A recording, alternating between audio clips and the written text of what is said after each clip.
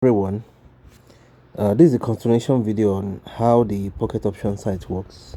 In the last video I was talking about indicators, so I will quickly wrap up on that. Now the last time I talked about the Ketna channel. The next one I'll be talking about is this moving average. You can see the settings for my moving average, so let me enable it right now.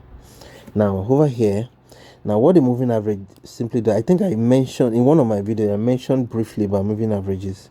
Now there are several types of moving averages, but the one I have here right now is a very simple one. It's just a 10 SMA moving average. Let me show you. You can see that again. You have the other types like WMA, EMA, SMMA. All of them have their different algorithms they work with, but basically what they show is they show the average price in the market. So, and sometimes it's very good to have just have it enabled during your trade session, because most of the time, if you there's something that always happens anytime the price deviates from the average, it always finds its way back to the average.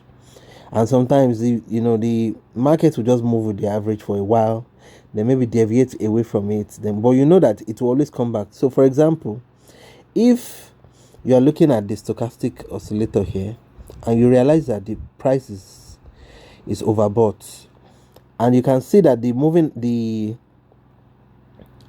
the price action has left the moving average, is away from the moving average, and now you can see that this indicator tells you that the trend is about to change, then you know that it's just a matter of time before it will come back to the moving average. You can take that trade, maybe a 3 minutes or 5 minutes trade. You easy win. You just make it an easy win.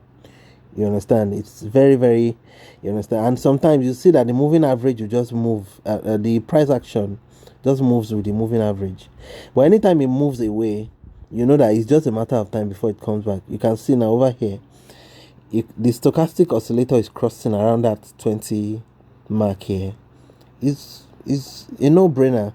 You know that it's just a matter of time before it will go back up and hit the moving average. Now this is a downward trend, so personally I wouldn't take this kind of trade, but in other markets, you might see a very good okay, look at this now. It went away from the moving average, then came back away to the moving average again. You can see, and it just took 2 minutes. That happened between 2 minutes, just between this candle and this candle. You can see, and you can see the stochastic here after crossing at the 80 mark. After crossing at the 80 mark, you can see it came back down.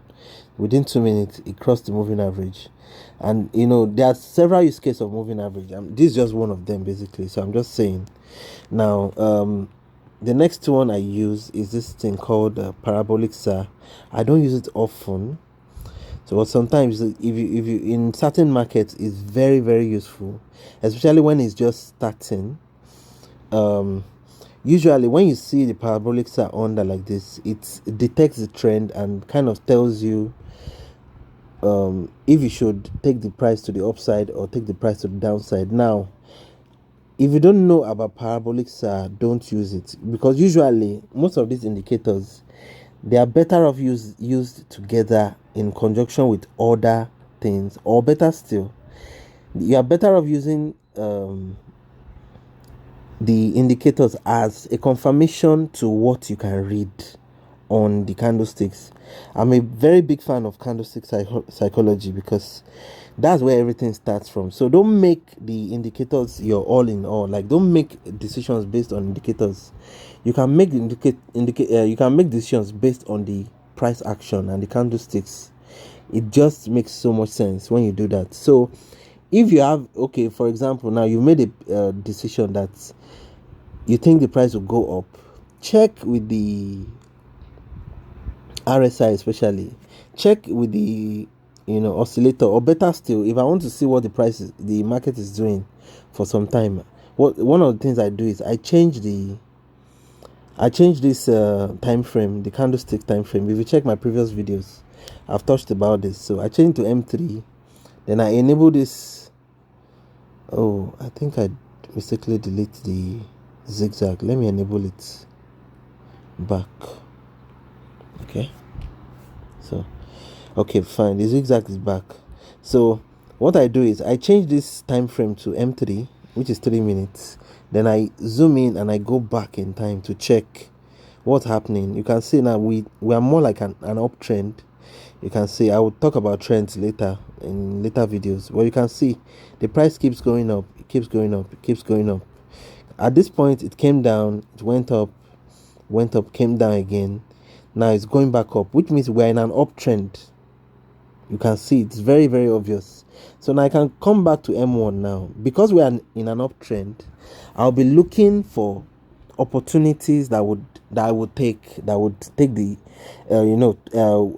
that will support the buyers instead of going against the trend, because it's not really wise going against the trend. Your chances of losing the trade is on the high side, but if you go with the trend, your chances of winning the trades are high. It's as simple as that. So that's one of the strategies I use, just to make sure that so let me tuck this one away. So it's one of those strategies. Now that we know we are in an uptrend, so we have a major uptrend and we have a minor uptrend here. Now this is more like a consolidation. It's not really a trend, but we can still, if we look closely into the market, it's more like a ranging market, and we can see. So if we enable these markers now, let me delete these ones and enable. Okay, let me enable trend lines. I'll remove this one. So we can see if we connect the buyers, the green candles here, and we connect the red candles here, we can see a pattern form already. So you can see the price come down, go up, come down, go up, come down, go up, come down, and going up. It tells you that if this pattern continues like this, we can keep continuing in this price channel for a while, which means you can take better decisions. You can take a trade to the downside after this candle, and your chances of winning is okay. Let's do that. Let's see.